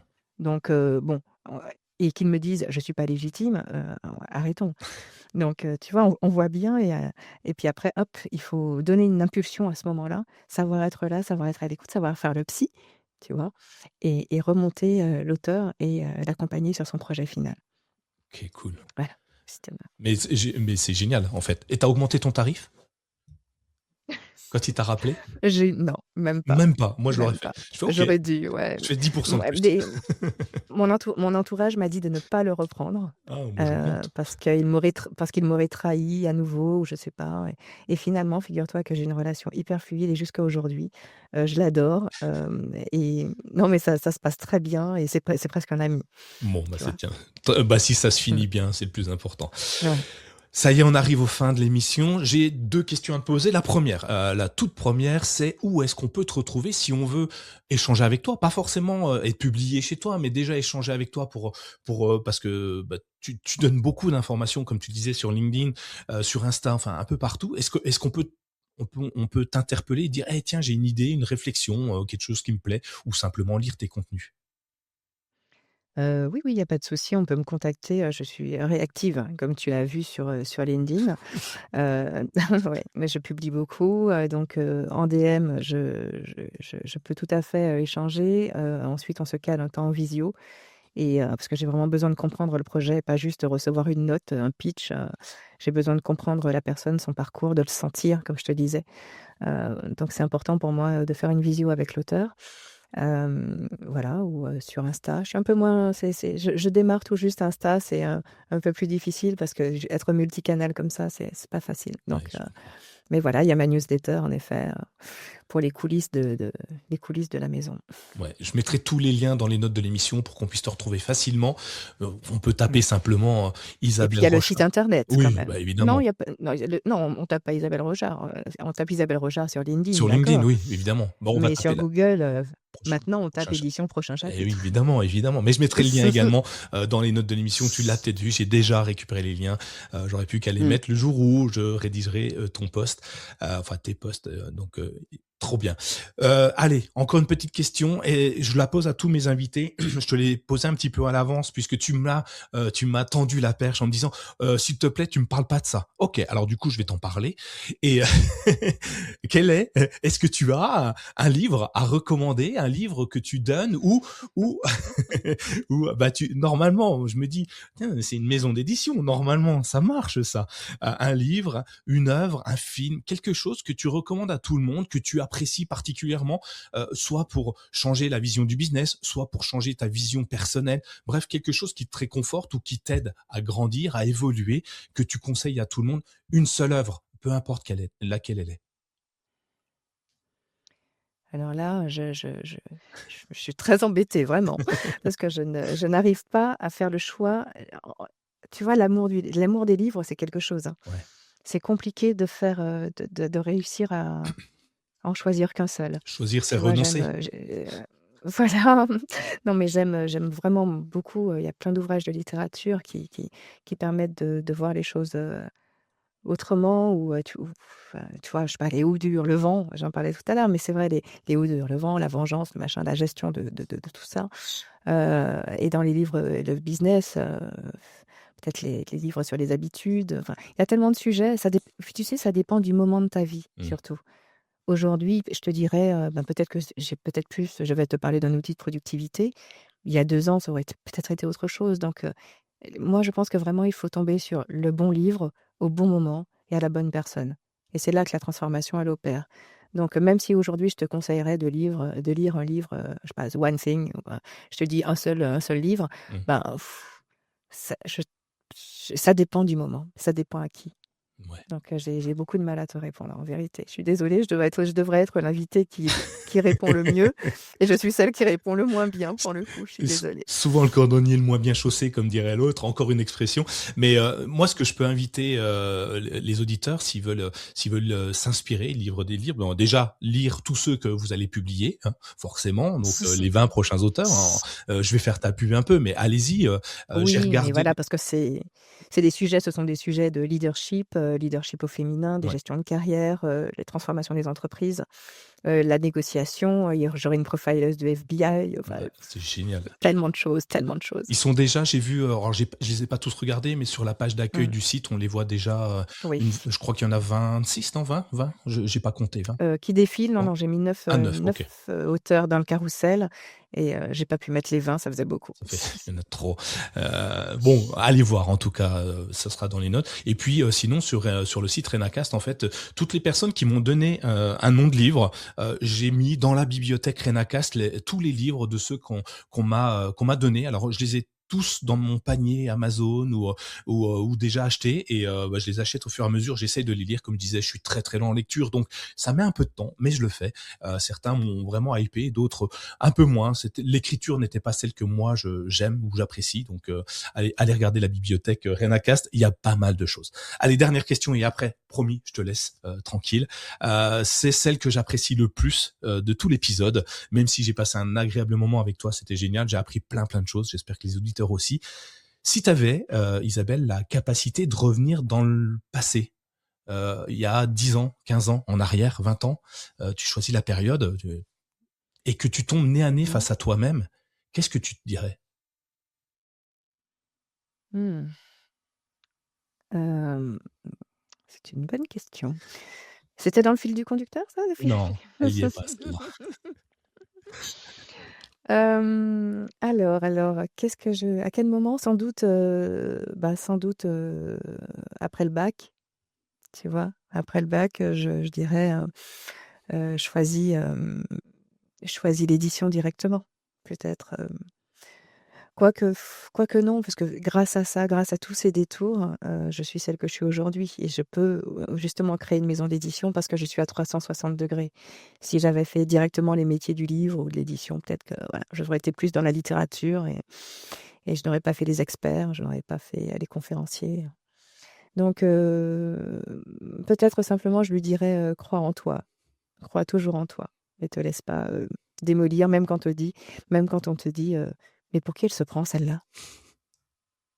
Effectivement. Faut croire en soi, effectivement. Et tu as raison, la maison d'édition, elle est née, elle est à toi, elle a ton nom maintenant, donc c'est parfait. C'était ce qu'il fallait faire. Merci beaucoup Isabelle Mmh. pour, tout le temps que tu m'as consacré. Je Merci te encore souhaite, Nicolas. vraiment une grande réussite autour, de ton projet. J'espère que tes auteurs vont exploser grâce à toi, et puis toi en même temps, du coup, profiter, de cette vague, Un peu de lumière? un peu de lumière, ouais, ça serait bien. Bah, j'essaye de t'en donner, voilà, un peu de lumière. Ton épisode sera publié pendant une semaine. Tout le monde pourra te voir et échanger avec toi. Merci beaucoup. Je te souhaite de grandes Merci réussites et encore. puis je te dis à bientôt. On se reverra peut-être d'ici 2 ans. Tiens, ce que je donne comme rendez-vous d'ici 2 ans, on se recale un rendez-vous et on parle de tout ce qui s'est passé en 2 ans sur ta maison d'édition Mmh. et de tout ce que tu Ça as marche. réussi à créer. Merci, à bientôt. Parfait, merci beaucoup. À Ciao, bientôt. bye bye. Ciao. Si cet épisode vous a inspiré, ne le gardez pas pour vous. Partagez-le avec vos amis, votre famille, vos collègues, qui sait. Cela pourrait bien être le déclic dont ils ont besoin pour se lancer. Abonnez-vous dès maintenant sur votre application de podcast préférée et laissez-nous une note 5 étoiles ainsi qu'un commentaire. Votre soutien est essentiel pour faire grandir RenaCast et continuer à donner la parole à celles et ceux qui ont osé. À très vite pour un nouvel épisode et surtout, osez passer à l'action.